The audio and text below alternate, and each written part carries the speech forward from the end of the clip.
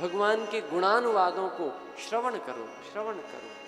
और भगवान की कथा कितनी भी श्रवण कर लो वो खत्म होने वाली नहीं है। ये कैसी कथा है। एक श्लोक तो ये दोहा तुलसीदास जी ने कहा, जोगोति वेद पुनि पेहियहि रामचरित बरता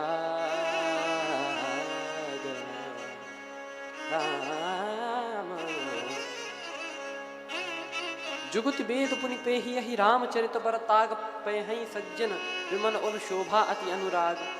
कहते हैं कि राम जी का जो चरित्र है वो धागे के समान है। और कवियों की कविता तो बोले होई कवित मुक्तामणि चारु, कवियों की कविता मुक्तामणि मोती के समान है। किसी ने कहा तुलसीदास जी क्या बात कर रहे हैं, कवियों की कविता को मोती बनाया और राम जी के चरित्र को धागा, रामचरित बरताग। अरे राम जी की कथा ज्यादा महत्वपूर्ण है कि कवियों की कविता।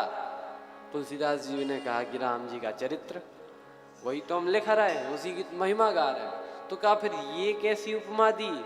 तुलसीदास जी ने कहा कि यदि मैं राम जी के चरित्र को मोती बनाता तो जब मोती की माला बनाई जाएगी तो क्या मोती में छिद्र करना पड़ेगा, तभी माला बन सकती है, वरना माला नहीं बनेगी। और जब मोती में छिद्र किया जाएगा तो मोती में छिद्र हो जाएगा।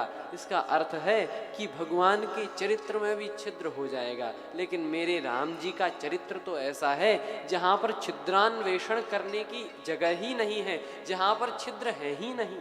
कवियों की कविता में छिद्र हो सकते हैं, मेरी राम जी के चरित्र में छिद्र नहीं हो सकते।